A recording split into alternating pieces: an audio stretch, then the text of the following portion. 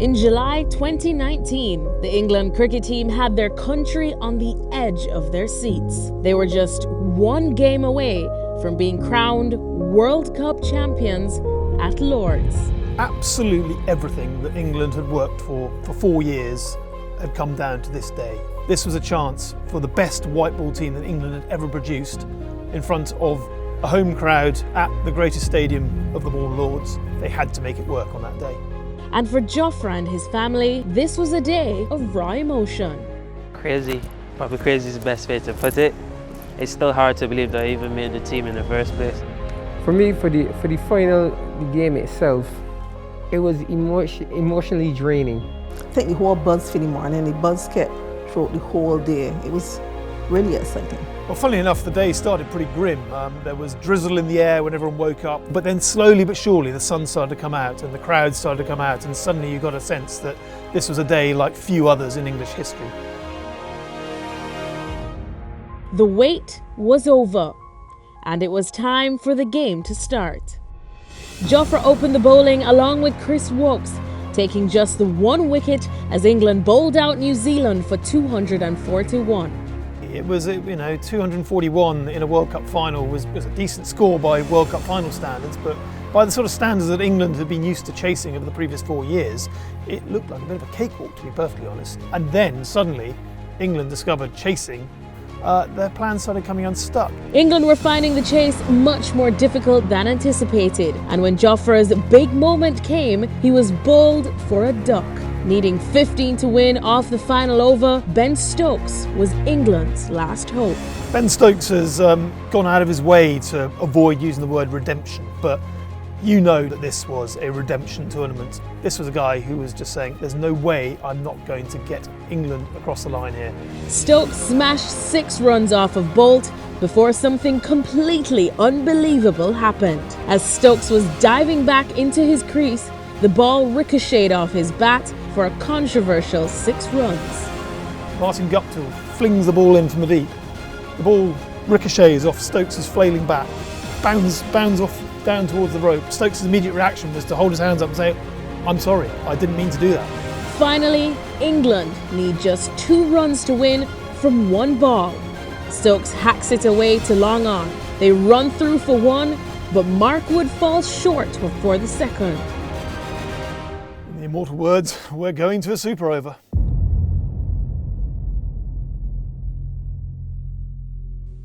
The whole of the cricketing world was standing in disbelief. A super over to decide the World Cup final. England batted first, setting New Zealand 16 to win. But as New Zealand prepared to bat, who was going to bowl? It was Jofra Archer. There could be nothing else to finish it off, like the final over. Over. Every single ball had its own bit of drama to it. When that happened, I was much calmer than I even expect I would have been. I was very, very nervous. I called one of my friends and I called one of his friends as well. So we were on the phone talking to each other, shouting at each other, trying to understand like what's happening, what's gonna happen. Jofra ran in for the first delivery, but it didn't quite go to plan, with the ball being called as a wide. I tried to review it actually, but Mark said you can't review a wide, so that's one less run you got to play with in the super over. After refocusing, his next ball went for just 2 before disaster struck, as the second legitimate ball was smashed for 6 by Jimmy Neesham.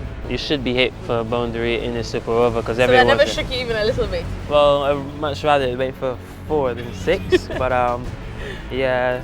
With New Zealand needing 7, Jofra conceded just 5 runs off the next 3 deliveries. New Zealand needed 2 to win off the final ball. 2 runs from the last ball, and I see how relaxed he was at that point.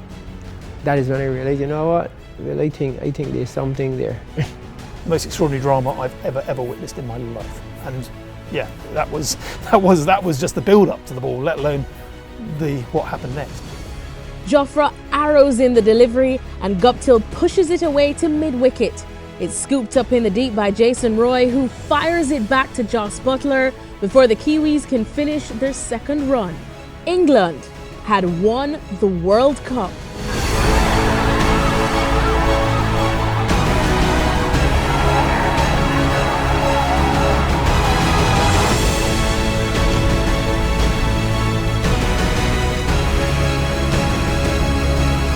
The instant reaction, the jubilation, the despair, the chaos. England won the World Cup. It was bewilderingly good. Bewilderingly good.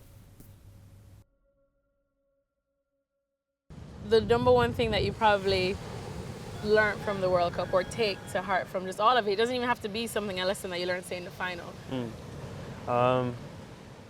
The importance of the team, really, because, well, they said we were deemed favourites before a ball had been bowled, obviously because we were at home and stuff.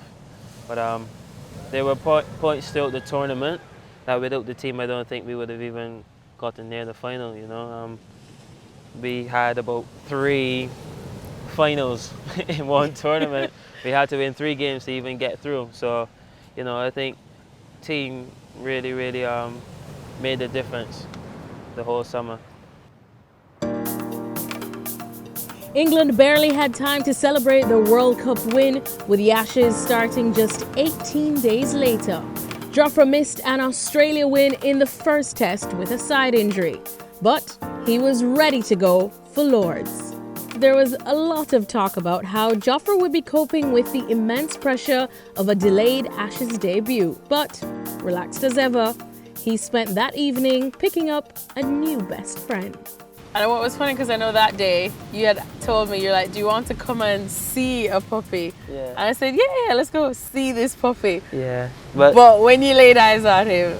Yeah, it was. So we were supposed to actually just see him. But when I got there and I saw him in the litter, and it was really hard to leave and not take him with me. I don't think I had any, I didn't have anything, didn't have any bowls, any bed, any food. I just took him and said I'll just figure everything out later, you know. I think he had to lodge with you for a few weeks as well. So I always used to laugh and say that here you were playing in the Ashes, amazing like debut going on, so many headlines about you, and all you were concerned with is coming back after and being like, hey, I can come by now to see Blue. Yeah, yeah, and he was a lot smaller than he is now. I think he was a bit more naughty as well back then, but you know, I guess he was a really good decision. But he didn't know he would be coming from Luton to Barbados. How is he settling in? You can look, you can see for yourself. He's tough life. Yeah, I don't think he'd probably have much sand to go to in the UK as well. So Brighton Pier's not quite this. Nah, right, no. As long as he's happy, I'm happy. Aww.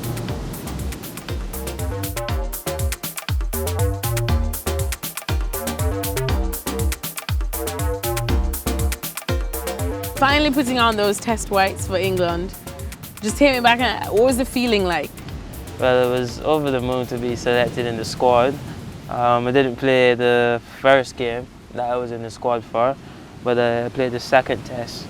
So it was a little bit weird coming into the team because we just lost the first test at Edgbaston, and well, we obviously didn't want to have a repeat of the last game, so it was a bit weird. I won't say I was reserved, but you know, I wasn't really too talkative because obviously you don't Shocker. you don't really want to say the wrong thing, you know, especially just after a loss.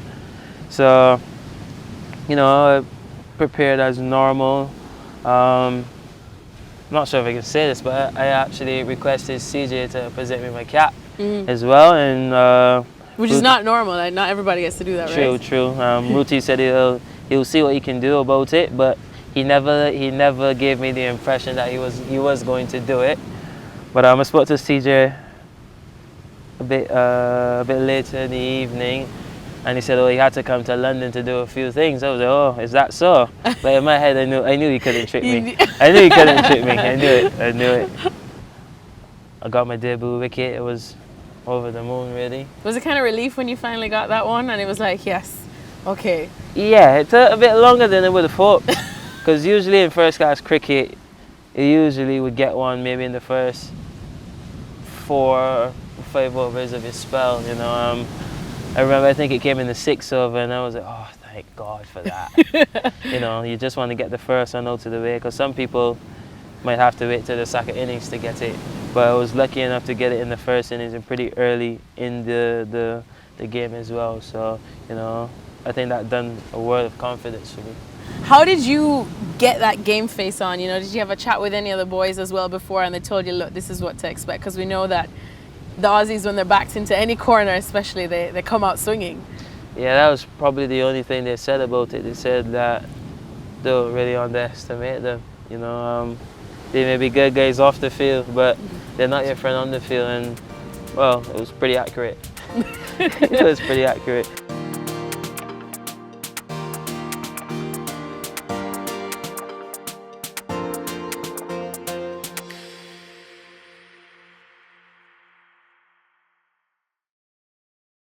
Next time on the Jofra Archer story, we take a visit to the tattoo parlor where Joff gets a special tat done and has a surprise in store for me.